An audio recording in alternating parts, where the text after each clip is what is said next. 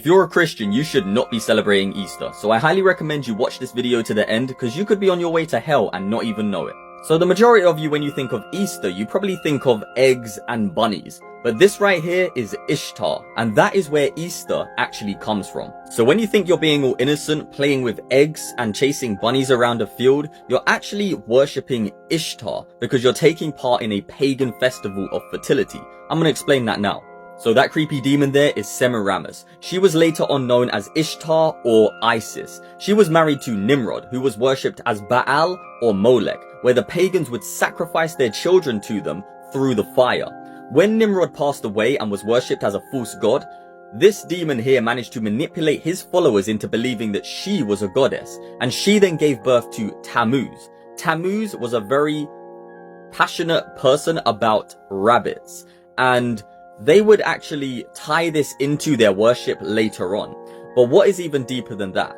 They would celebrate the conception of Tammuz, not the actual birth of him, but the conception of him. So how did they do that in their fertility rituals? Well, since they thought that Tammuz and Ishtar and Nimrod were all gods, they would go to the temple of Ishtar, and ladies would have sex with any man who would enter the temple in a way to celebrate the conception of Tammuz.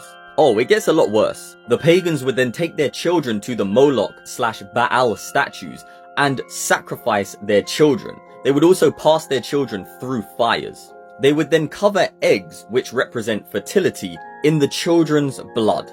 Sadly, you still see Christians who have been deceived practicing doing that to this day. Not sacrificing their children, but cooking an egg in blood. Kinda weird, right? Pagans would also worship Ishtar as the moon or the moon and star goddess. That's kind of weird, right? Since she became Isis, who then became a terrorist organization who used the moon and star as their symbol.